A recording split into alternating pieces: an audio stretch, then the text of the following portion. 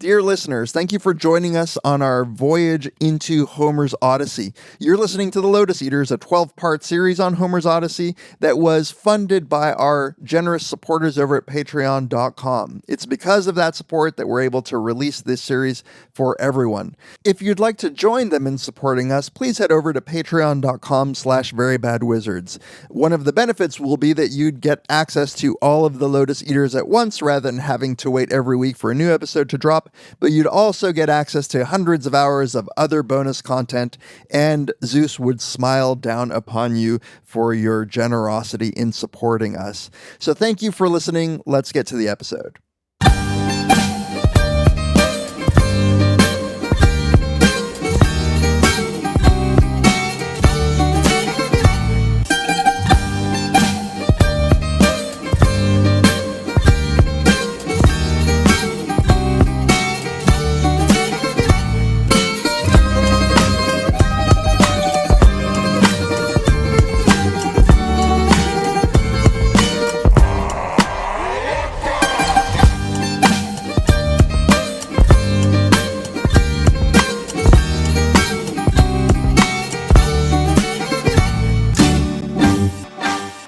All right, welcome to the second episode of what we are tentatively calling the Odysseators.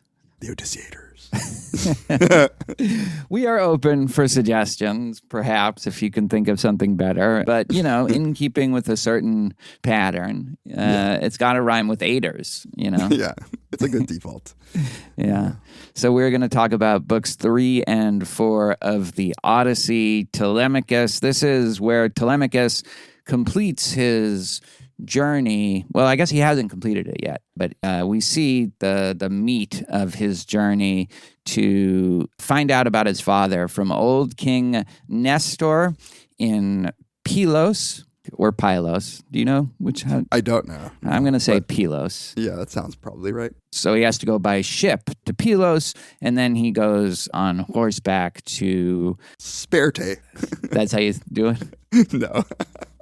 I was just fucking around. To Sparta, where he meets Menelaus and Helen, and hears a bunch of stories about his father and has to give a lot of speeches where he's very nervous. And you can see why this trip is so important to him, both for kind of connecting with his father and really believing that he is his father's son, and then also just understanding the weight of that legacy that his father left from these two kings. I have some stuff to say about both of these, but I'm kind of wondering what you thought of Nestor and Menelaus, and of course the beautiful Helen. What an entrance when she comes in from her bedroom. When Helen made her appearance, I was a little starstruck. I'm not gonna lie. I was like, "It's the Helen!" And it lives up to it, She kind of emerges and she kind of slinks over and puts her legs on a stool. I think I have a note in my book I'm hard. I know. I was like, I would fight some dirty Trojans for you. No, yeah, I enjoyed them. I think I texted you who knew the Odyssey was such a page turner, and I was serious. I liked the Sparta part more. I think just because more happens or we find out more. But in both, what struck me was that this part of the book does feel so much like a coming of age story for Telemachus. We see him maturing. We see him sort of learning how to deal with the real world in a way that you got the sense that he couldn't that well. I mean, there's just little lapses, but he's holding his own. Absolutely. And he's got a good peer role model for the first time in Pisistratus, who is Nestor's son. And you're right that there's more drama just because you have Helen and Menelaus and the whole war was started for her and she's drugging their drinks. There's a lot going on in book 4. Book 3 just gives Telemachus a picture of what if everything is going really well, going right? And Nestor is really one of the only characters in the Iliad. He's older than all the rest of the warriors. He has a moment. He has an Aristeia moment of glory in battle, but really he's more the kind of father figure. He's the elder that you consult. And he never gets into any beefs with anybody for the most part. He's a real success story, and he, as we find out, had the smoothest trip home. It wasn't without any hiccups, but he basically got home on schedule and has this flourishing family. He has the sorrow from the war, but it's he came out relatively unscathed. And so that's, I think, accounts for the lack of drama in book 3 is everything's going great in Pylos and everyone kind of acts the right way, the proper way. Yeah. Yeah. He has his shit together.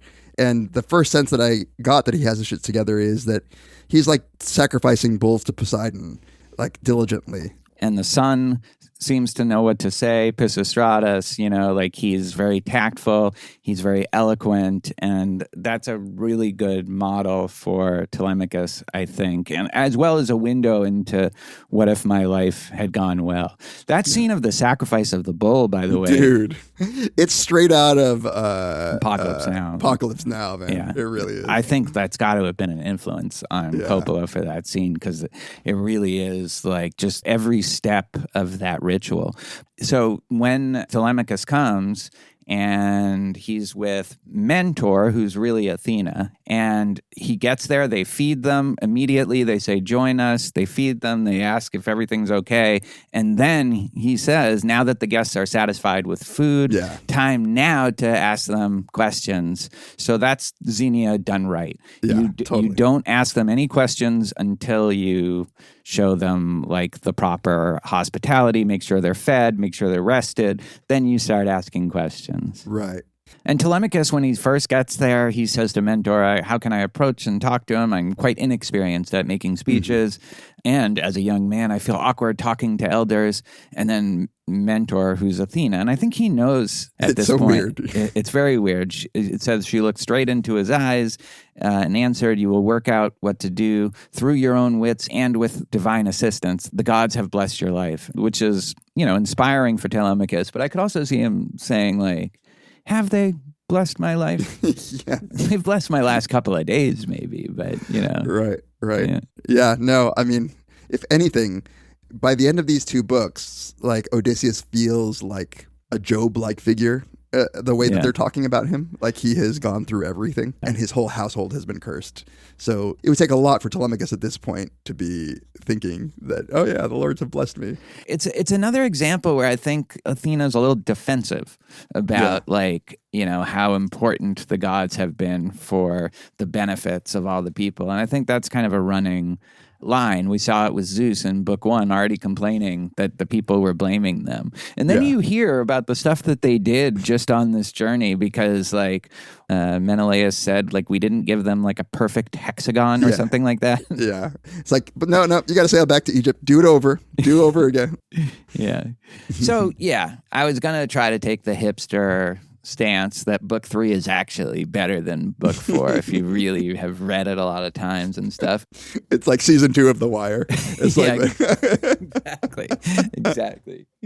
And which might be right too, although I don't I'm still a season 3 guy, but I got the audiobook in addition, and I did too, but I haven't listened. It's Claire Danes doing it. How do you feel about a woman? I haven't listened. Yeah, I haven't listened. I was very curious. Yeah, she's good. I do feel like I might have a little sexism. It's this is a story about a boy. We gave you the translator, right? You also have to be the narrator. No, but she's very good. And I was just listening and kind of falling asleep to it. And I was listening to book 3, and I don't know. I was just really enjoying it. Yeah, I recommend that. I mean, there's no substitute for reading it, but it's a nice supplement, when you're doing other things, to just absorb it. Especially since it was intended to be spoken. That's why I was going to listen to it at some point. Yeah. Good job, Claire Danes. Mm-hmm. I'm sure she's happy to hear that. So, hi, Claire. Hey, Claire. All right. Should we get into it? Should we go through it? Yeah. Let's just go through the plot. It's interesting because you said it was a page turner, but there's not a ton that happens. There's just a lot of stories that you get told, and you're watching Telemachus come into his own, and it's quite gripping. Yeah, and you have this tension where Telemachus, it's hard for him to get a straight answer out of anybody. Like, just, is my dad alive or not? Like, just, can you just fucking like, Athena's not being straight. So like, if he knows it's Athena at all, right? Which he clearly has seen that it's Athena as she leaves. So like, it's hard to know whether he's just like still getting fooled each time she appears. Yeah, and I think not. And it's very strange because Athena reveals herself at one point in book 3. And that's when Nestor actually like says, holy shit, I have to take you seriously. Yeah. Like at first, Nestor is doing all the right things and he's welcoming, he's observing the codes of hospitality. But there's one point where he says like, look, Athena will love you if she favors you anywhere near as much as she favored Odysseus, like you're golden. But then he adds like, if you are his son. Yeah. And I think it's when Athena turns into the bird. Like whatever that bird is. Yeah. It's a long bird I've never heard of. But like, he grabs him. This old guy just grabs him and says, okay, now you're actually, like, this is about to start moving right now. I believe in you. And it is a funny moment. It's like when in Pulp Fiction when they tell him the wolf is on it and he goes, shit, Negro, that's all you had to say. You got Athena? Shit. So you were saying about the Xenia, like, I love that they're risking their lives, literally, in order to fulfill like these norms of hospitality. Because once they're finished eating, then they're like, okay, so are you guys pirates? Like come on, tell me. Like, when you see at the beginning of book 4 that like the door person, one of the guards, comes back to Menelaus and said, should we accept him as a guest or should we tell him to go find some other host? And then Menelaus gets mad at him, says, what's wrong with you? Of course we're going to take. But I think that shows that it's a big deal. Like it's a big obligation to take upon yourself to accept somebody. You now have to do a bunch of things. You're going to have to give a bunch of gifts. Your kids are going to have to welcome their kids. So it's no small thing to accept somebody. And I guess the implication is, you cannot do it. You can choose not to, but the really good, generous, honorable people are the ones that actually do it. But as long as you don't accept them in the first place, then those obligations aren't on you. I also like that the gods roam the world means that like any stranger might just be like a god in disguise. Yeah, that's a huge thing that like motivated some of this. It's like, well, what if it's actually Athena, So, and none of them seem that surprised that a person can just be a god in disguise. So that's just baked in to like how they see the world. You know what I was going to ask you? They often refer to Telemachus, Odysseus, but other people too as godlike. Mm-hmm. What are they referring to there? Are they referring to like their appearance, like their character? Like, yeah, I mean, I think, gods would have children, but Odysseus is fully mortal. Like he doesn't have gods in his at least immediate family tree. So I think it's appearance, strength, how composed they are or how clever they are. So... And, they have these, they call them like, I think epithets, where it's also just a way of getting people to kind of remember the characters because it's like a remnant of oral tradition stuff. So Nestor brings up Agamemnon. Well, he's telling him about Odysseus. And like last he knew, the gods were mad at the Greeks. Actually, the story that kind of motivates all of that we hear about in book 4, but Ajax, and this is lesser Ajax or little Ajax, not like big Ajax. He took his own life in the middle of the Trojan War. This is lesser Ajax. He had raped Cassandra, who was the slave that Agamemnon took back to his island where he was ambushed, as we hear at least like 7 or 8 times in these first 4 books. We hear about that story. But yeah, Ajax had raped Cassandra in Athena's temple in Troy after they sacked the city. And so that's the triggering event that started all of this problem. And yeah, they talk about that in the Aeneid. So he hears about Aegisthus. He hears the first of a number of stories about his father. I like how Nestor compliments Odysseus. He was always the best at every kind of trick. Yeah. Like there's such a premium on cleverness Like the gods have this thing of being clever, and then the best humans, the most like the humans that they seem to favor are the cleverest ones. And what's funny is in the Greek tragedies, like that exact trait of Odysseus is often what makes him kind of villainous in the plays. And I think here there is a little ambivalence about it compared to like the kind of brute force Achilles Ajax. I think there's some ambivalence about, which is the more honorable. There's this general thing when you hear these stories, right? Like, oh man, they're like all PTSD'd after the Trojan War. Yes. And it sounds like they're PTSD'd from the journey back, like largely too, like trying to get out. And one of the things that's just interesting to me is everything they attribute to the gods. And it's very clear that like in their view, like gods sometimes just harm them. Like sometimes the gods just want to hurt us. Yeah. Sometimes they don't. And it's so different from like what ended up being this Judeo-Christian thing where it's like, okay, God lets bad things happen. Sometimes only it's so like you his can lack have of free will. Yeah, exactly. Yeah. But here it's like, no, like I must have pissed them off. Like they're after me. They don't think of the gods as this beneficiary. They're kind of like mob bosses, but not exactly. Like they're kind of mob bosses that also protect them, actually give protection for their lives at times, but you can always just get whacked. Right. But the other interesting thing, and I think we'll see this with Helen, and you see it with even the way Nestor is describing the argument between Menelaus and Agamemnon, they sometimes just blame the gods. Like Zeus is right. They do blame the gods for something that they're just doing themselves. Yeah, and you really do get the sense that like, what is time to these gods? Like Zeus turns around and like when he turns back to look at you, like 100 years have gone by and like maybe he wasn't paying attention. It's the Don Draper, like I don't even think about you. Like, But they do though. They but take they do. things Yeah, so sometimes personally. they're like, but sometimes. And sometimes it's like, oh yeah, I guess I hadn't thought about Odysseus, that guy. It has been like 7 years that he's been on this island getting ravaged by this god. Right. And the other thing I was going to say is that, it sounds like Nestor is like in telling the story of Agamemnon and he's like, don't let this shit happen to you, man. Like, hey, at least he had Orestes. Tell me what happened. And he's like, yeah, he did get his revenge. And it's just like, all right, good that he had a son willing to do that. Yeah. It's so funny. Like everybody keeps talking about Orestes to Telemachus. And Nestor also says like, you're just letting. But do you willingly submit to it? Yeah. Or has the god's voice led the townspeople to hate you? Well, who knows? Perhaps one day you'll come home and take revenge alone with an army of the Greeks. If only Athena loved you as she used to care for glorious Odysseus at Troy when we were doing badly. Yeah, that's great stuff there. And like you see that he sensed that he touched a sore spot and he kind of pulled back. But it also just shows it is a real question. Like, not why did he submit?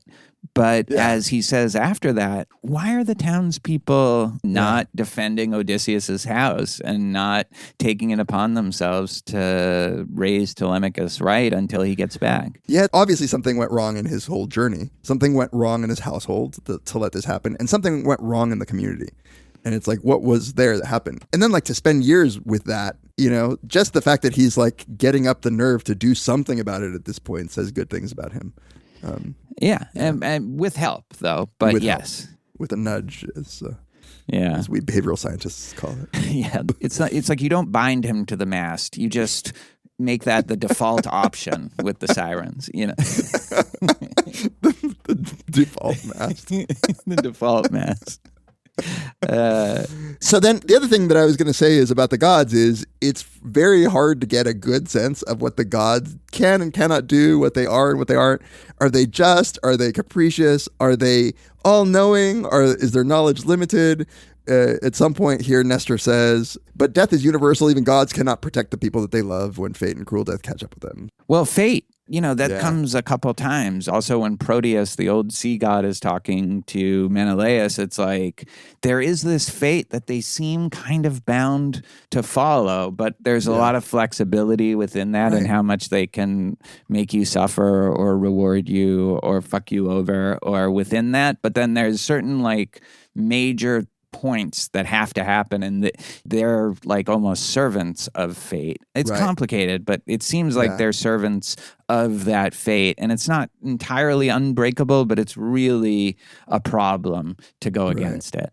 Interesting. And weirdly, what I just quoted, I didn't realize, is actually Athena speaking while she is Mentes, of all things. Why did she go back? Is that a misprint? I was wondering the same thing. I was looking in the footnotes to try to find that out. Like, just to fuck with everybody, did she turn to Mentes again from Mentor? I don't know. Yeah. There's nothing in the notes. It would make me feel better if it was Mentor. Yeah, it makes more sense. Like, that was the whole point. Like, Mentor was on it, and then at the end of book 4, you see one of the people. It's like, I saw a Mentor on the ship, and then there he was in town. How is that possible? Right. But yeah, I wonder if that's a misprint or not. I don't see why she would just very briefly flash into being Mentes. But what's also funny is Telemachus is very pessimistic throughout this. Yeah. Even as he's gathering strength and becoming more mature and confident in his speech, he's still always saying he must be dead, like and the gods can't save them. And then Athena's like, the goddess spoke, Telemachus, what do you mean? A god can easily save anyone at will, no matter what the distance. I would rather suffer immensely,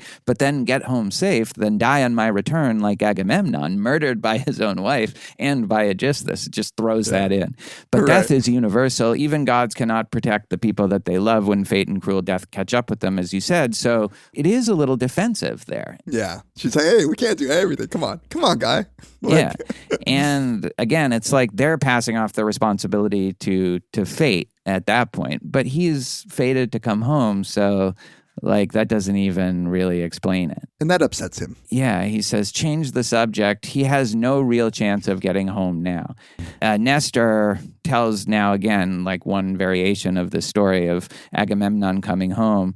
And I like that he said, moreover, when her husband went to Troy, he left a poet ordered to protect her. And it's like, oh, well, he left a poet. Like, how could you expect anything bad to happen? But finally, fate forced the queen to yield.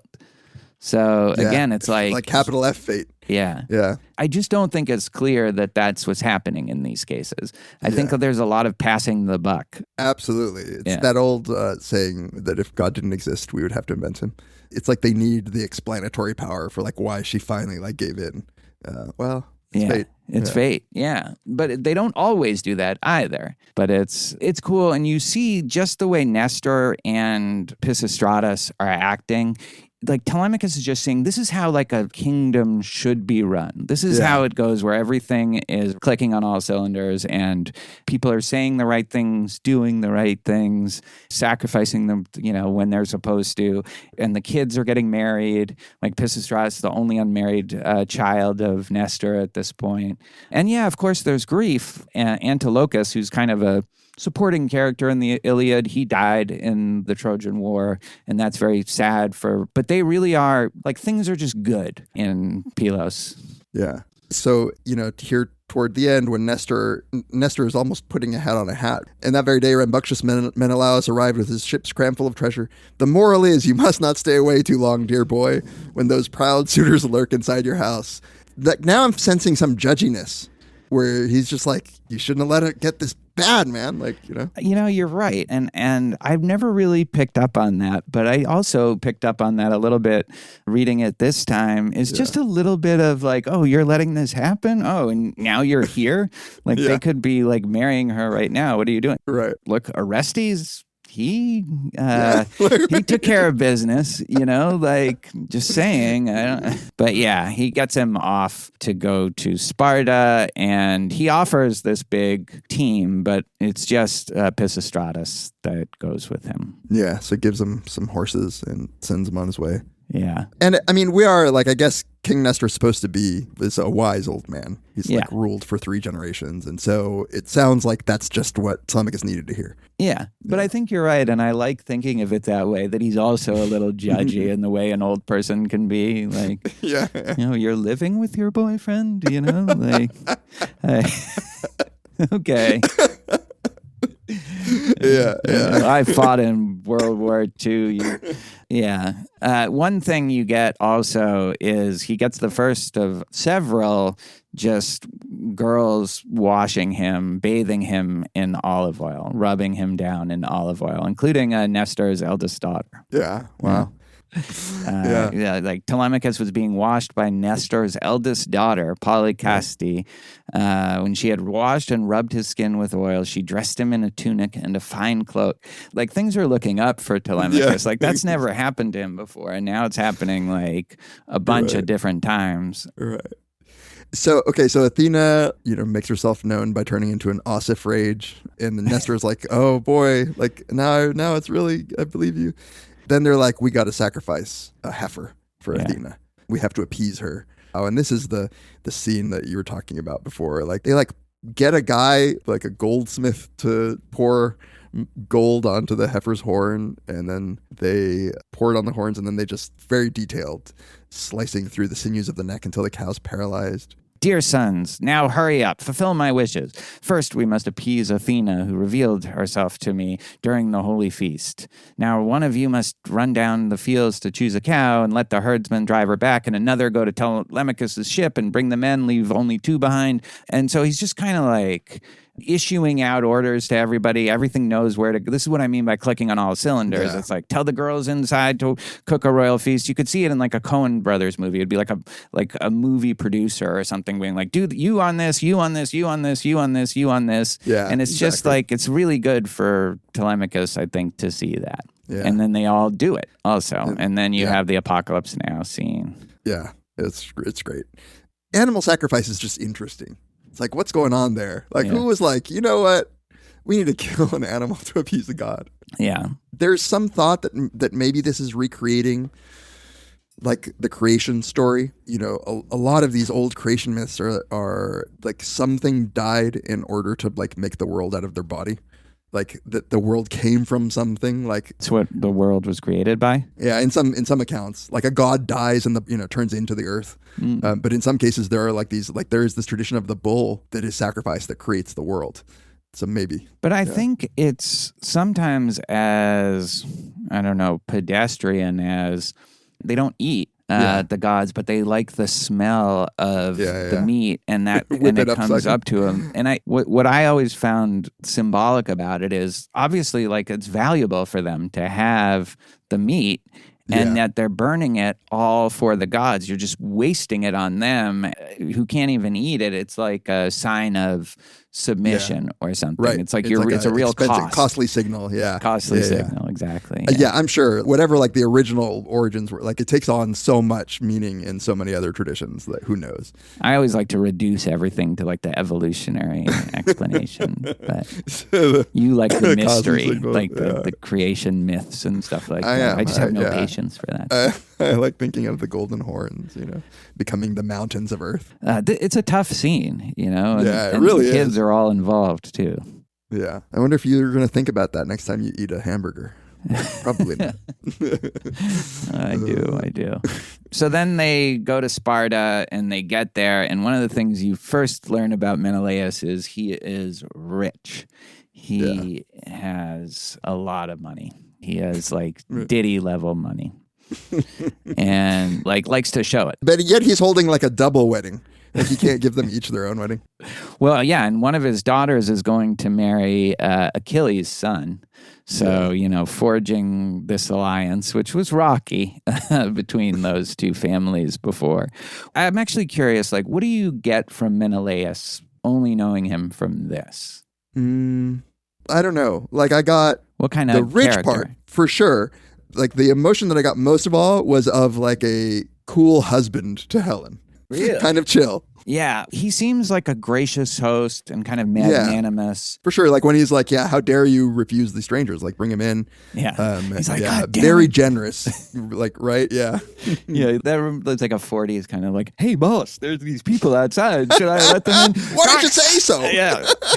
Smacks him on the head. Yeah, go invite them in. Yeah. So I think he does give that off. The cool husband part we have to talk about because I think I don't there's a lot know of the whole passive story. Aggressiveness in Joe, but just in this between him and Helen, I think, especially in the first half before Helen just says, fuck it, I'm drugging them. Yeah, I want to talk about that, yeah. It's interesting because in the Iliad, he's a little brother, to Agamemnon, who himself is an extremely flawed, if not downright unsympathetic character. And Menelaus is kind of his little brother, who's also, it's clear, and Achilles says this many times, that he's kind of a coward. He hangs back on the battlefield. He has his moments, but having read the Odyssey before I read the Iliad, I think a couple of times, just because of how it shook out, I was very surprised to see Menelaus in the Iliad, how he was, given this, what I thought of a picture of somebody who seems bigger than Nestor. Like, and maybe it's the wealth, and maybe it's being married to Helen and all that. But he also seemed magnanimous. He seemed like he could handle it. Yeah. So maybe like this is showing that whatever he went through, he had to take the place of his big brother, and now he's the head of the family, and he's taken over. But at the same time, he, as he says, he spends a lot of the time weeping during the day. Like all of these characters, when they start telling the stories of what happened, they go from like big and domineering and confident to like there's this vulnerability and sadness. Like you could just really get the sense that they're telling a war story, and like they would rather forget all of those terrible things that happened. It really does seem to capture to me something that must be real about people who have been through some real shit. Absolutely. And once you start talking about it, it's hard to stop talking about it. It's hard to contain your emotions, and you start to relive it. I think that comes across with both of them, but maybe especially Menelaus. So let's get to that. One thing I wanted to say is you can see that Telemachus is not quite there yet in terms of his development. When he first gets to Menelaus's palace and he's like, holy shit, look how nice this is. All this silver, gold, and amber and ivory. And he says, it's as full of riches as the palace of Zeus on Mount Olympus. Yeah. And then Menelaus hears him, and it's like immediately like, oh, no mortal, my dear boys, can rival Zeus. Like he's already worried about Zeus, like hearing that, and like, oh, this motherfucker thinks his palace is as nice as mine. Maybe a thunderbolt can cure him of that belief. But then he's like, no, God, I mean, maybe another man, probably not, but like, I probably am the best among men. But then he's like, how much I've suffered for it. And like, here's the first, what I take to be passive aggressive, like little jibe at Helen. It's not even passive aggressive. He says, whoever they may be, your fathers have surely told you how much I have suffered. I lost my lovely home, and I was parted for many years from all my splendid riches. Poor you. And then he says, I wish I had stayed here with just a third of all the treasure I have now acquired, if those who died at Troy, so far away from Argive pastures, were alive and well. I sit here in my palace mourning all who died, often weeping. But the implication there is if he stayed home, there's no Helen coming back. Yeah, see, I hadn't even thought, like, of course, now that you're saying that, like, of course, the war was fought for Helen. Like, it just, for some reason, wasn't entering my mind when I was reading it. Yeah. To me, it was like, oh, shit, I shouldn't have gone and fought in that war. But of course, like, she's right. I'm here. I'm right here. Well, she was upstairs, and then, like within, like, she's 30 seconds, she's, Yeah. like, coming downstairs, Yeah. So one of the things we haven't mentioned is everybody's telling him how much he looks like Odysseus. And I think that's a big deal, too, that it's not just that he's starting to feel that he can give speeches and talk in front of all these distinguished old people, but like he looks like him. Yeah. And Helen is the one that really confirms that. Yeah. She's like a little cougary. So I love her entrance here. Before we get there, by the way, what you said about how Telemachus is like, oh, look at all the gold. It really is like when you're a little kid and you see a limousine. Maybe this is just being a child of the 80s when you're like, a limousine. Holy shit. I wonder who's in there. Yeah, no, totally. So Helen's entrance. Yeah, it's great.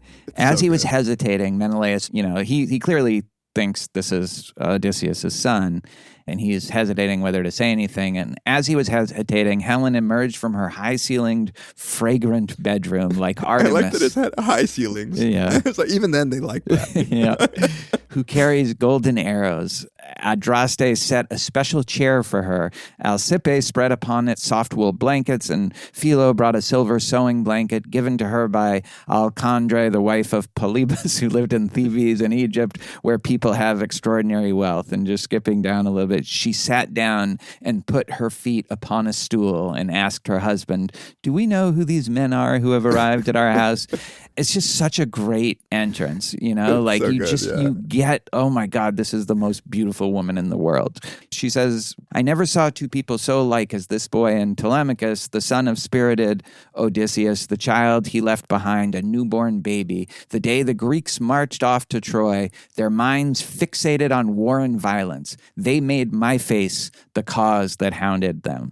So, like, right? She's saying right there, like, you say you went to war for me, but you just wanted to go to war. You just wanted glory. You wanted all this wealth. You wanted all this. They made my face the cause. Yeah, they made my face the cause that hounded them. And, high-colored Menelaus, you wonder if he's like just flushing mad or whatever at this point. He says, yeah, I saw the likeness too. She doesn't respond to her saying, they made my face the cause that hounded them.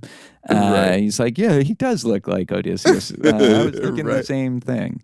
I just completely missed that. Like, so funny. Oh, hold on, everybody. She's floating down with her fucking gold and her footstool and servants.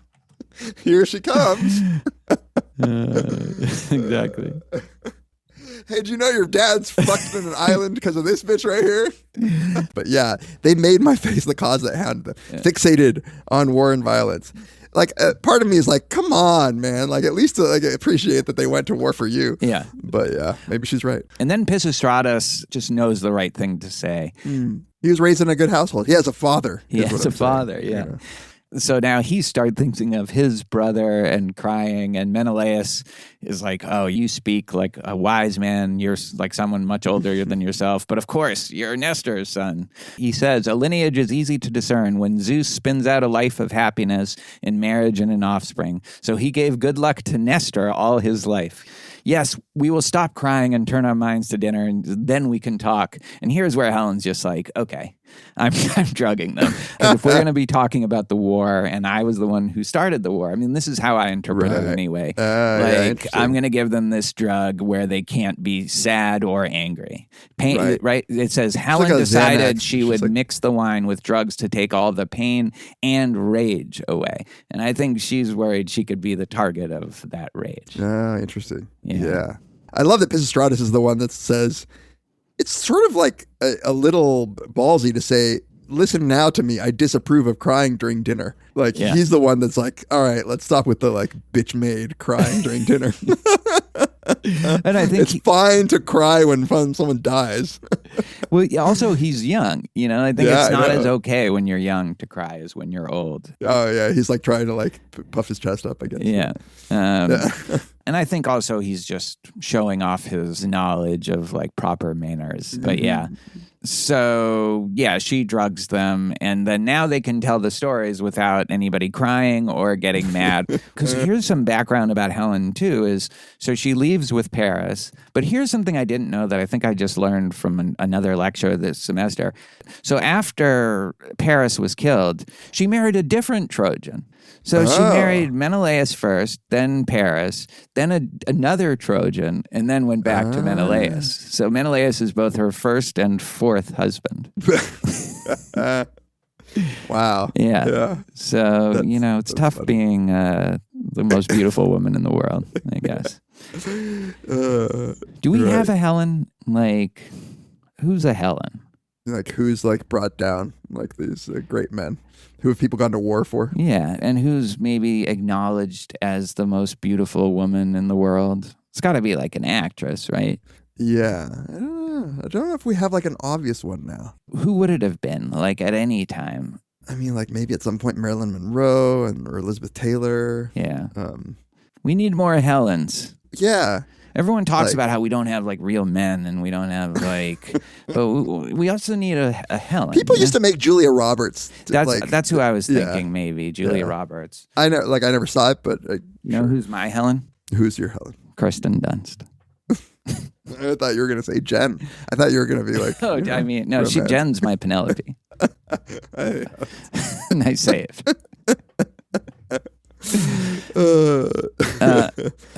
She is like-minded and clever. So now we're going to hear some really good stories. And you can see why she would want to drug people when she tells this story. So she tells the story of Odysseus sneaking into Troy, making himself look like a beggar. He beat himself, bruised his body badly, and put a ragged cloak on like a slave, then shuffled through the enemy city streets. By the way, just note this. Note this story to the listeners, to you. Just note this story for, what's to follow.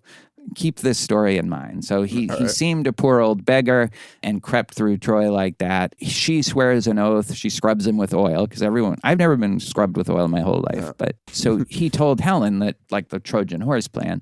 Then on his way back, the way she's telling it, he was just like killing, like Princess Bride style, just like killing a bunch of people with his sword on the way back. And then how tough he was. Yeah. And then she says here that the Trojan woman keened in grief, but I was glad. By then I wanted to go home. By then, she says, I wanted to go home. I wished that Aphrodite had not made me go crazy when she took me from my country. Like Aphrodite didn't drag her out of Sparta then and made me leave my daughter in the bed I shared with my fine, handsome, clever husband. This is where the drug is. You can just see her patting him on the head when she says that. Exactly. And so now we get the famous Trojan horse story, and Menelaus tells this part of it. And again, the drug is huge at this point because when they were in the horse, he says, some spirit who desired to glorify the Trojans urged you on.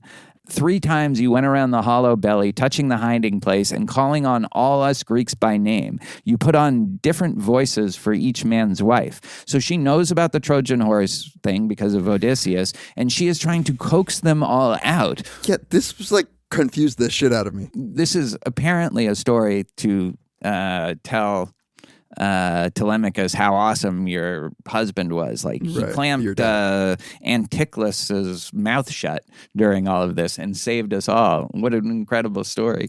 But really, this is about her just still trying to destroy all the Greeks there. So that's kind of interesting. I don't mean to overplay the tension here, but it is a very tense situation in the Helen Menelaus household because of all this, right? And then Telemachus, he's just oh God, my dad is this huge hero. I can't take this. And then he says, show us to bed. We need the comfort of being lulled into a sweet, deep sleep. Right. And he just assumes in this that his father is dead. Yeah, still. Yeah. Even after getting kind of chided by Athena from it. Right. Okay, so then the next morning, it's they go to sleep. The next morning, Telemachus, I like that he takes a deep breath, right? And he gives this speech about how he I gotta know. You were saying, everyone's being a little cagey. Yeah. And he's just tell me, don't try to think of my feelings. Just tell me the God's honest truth. Is he dead? If he ever did anything to help you, just tell me the honest to God truth. Because this is what's going on right now. You got to know this is what's going on. My whole home is full of men who mean me harm. And Menelaus is those fucking cowards. They want to steal the bed of one whose heart is braver than their own. So he's feels protective and then tells this wild story of his journey. So Menelaus is actually kind of an encouraging example for Telemachus because he came back after 7 years, people had probably given up hope on him too. And wherever he is, he got stuck. The gods wouldn't give him any wind because he failed to offer. This is the perfect hecatombs or whatever those things are. I don't know what that is. You got to offer the perfect hecatombs. That's obvious. A great public sacrifice, originally of 100 oxen. Yeah. So he has to do, this huge sacrifice. But then he meets the daughter of the old sea god Proteus. And she's just pacing all alone. What are you doing on this island? I'm trapped. And so she just kind of tells him how to trap her dad. And it's just funny. It's like, if you can just pin this guy down, then he'll have to tell you everything. Yeah. He's going to like try to shapeshift a bunch. Just like keep holding him down. Just keep like holding he's going to like, he's going to change into like a fucking lion, a bull. Like, just keep holding him down. Yeah. He was change shape to every animal on earth, and then water and holy fire. You just have to keep holding. It really reminds me of Jacob and the angel in that sense. Like just wrestling, and you just have to keep doing it until they give up. Force a blessing out of him. Yeah, force a blessing out of him. In this case, force the truth. Like, how do I get home? What happened to everybody I know? And I like, you have to wait till he goes and counts his seals. And he'll count them like a shepherd among his flock of sheep. That's when you can get him. And so they do, and he tells him how to get home. But I like how what he tells him is like, which god is mad at me? Yeah. Like, he's like, I know I'm stuck here because the wind isn't blowing. It's like this little island off of Egypt. Yeah. It's like, I know I'm stuck here because some god is like mad at me. Which one is it, so that I can like appease him? Like, who do I have to contact? What do I have to do? So he tells him about Ajax, and that we get again, like, it's probably the fifth mention of Odysseus and Menelaus. But here, Menelaus is telling the story of hearing about it for the first time. And you get more of the details here of what happened. And I like that Proteus, like, don't make me tell you this story. But he has to once he swore the oath. And then I like what Telemachus does here with the gifts. So it's a big deal. This is something like when you have a guest, you have to give them a gift. And he wants to give him these horses. And Telemachus says, we just don't have the fields to feed horses, but we love it just the same. So ends up getting like the bowl, like a really beautiful bowl. Only give me treasure. He also hears for the first time that Odysseus is on Calypso's island. Yeah, right. He gets the story. So like somebody knows, right? He had to go to a couple different places, but he finally... And now that's what he wanted to know. And now he's ready to go. And he's negotiating a way to get out of there without having to stop back at Nestor's. Like, he's navigating this. I think this is a big sign that he's come into his own, because nobody's helping him. Athena's not helping him here. He's like, I don't want to have to go back to Nestor because then he'll going to make me sleep over there. He wants to make sure that, Menelaus is still happy giving, it's a big thing to give someone like an expensive gift. It's like an honor to be the giver in those situations, and he's getting the right gifts. He gets a bowl, that silver bowl that Hephaestus made. That's, Hephaestus made bowl, and he's on his way back. Yep. Meanwhile, back outside Odysseus. Back on Ithaca. What was that in the Super Friends? Where it was Meanwhile, at the Hall of Justice. Yeah. So meanwhile, back on Ithaca, the suitors are plotting a bad end for Telemachus. They're all upset. This poor kid, Noemon, it's like, I gave him my ship. Sorry. Like, you should have seen Hey, guys, does anybody know when he's coming back? Yeah. What do you mean coming back? Exactly. I left my ship. He's like, I need my boat back. And he went with all the best people except us, and then I saw a mentor, but maybe not mentor, because then I saw him in town. I saw him here. Could be a god, and then Antinous, he's like, definitely the like head evil suitor. It's like a sad end to this journey for his father is what he plots for him. Penelope finds out about this from, I guess, a loyal houseboy, Medon, and who's spying. There's a lot of people just listening in on stuff. Yeah, a lot of people spying. I feel like in the ancient world, you could never really talk about anybody. Like somebody would be listening. Well, this is going to come into play in a big way later on. So I'm glad you're alert to that, because yes. I like, by the way, how, like, at least the translation, damn, that stuck-up boy succeeded in his stupid trip. We thought he could not manage it. Yeah. I would have gotten away with it. I would have married Penelope if it wasn't for that stupid kid. Yeah, so Penelope gets... This is actually a really cool scene. So Penelope is told that they're plotting to kill him. This is news to her that he even left. Yeah. And she's devastated. So Eurycleia, who's her kind of main housemaid, who also brought up Odysseus, she confesses that, she knew about it, but she swore an oath not to tell Penelope. And she's like, you could kill me, but I got to be honest. That's what I did. Yeah. Then there's this very cool scene with, she prays to Athena. And Athena sends like a ghost, but like an apparition made to look like Iphthyme, who I don't know who she is, the wife of Eumelus, who lived in Pherae. Yeah, so I guess it's someone that could come to her house, maybe. Yeah, I was like, is that somebody who died? Is she supposed to be like the ghost of somebody? But then Penelope says, like, why have you come here? Your house is far and you've never visited before. And why would you be coming in the middle of the night into my bedroom, Stood in her bedroom, stood above her head and asked, Penelope, are you asleep? Yeah. And are you still upset? Wouldn't that freak you out a little bit? But can you imagine? Open your eyes and there's just this a phantom looking like a woman.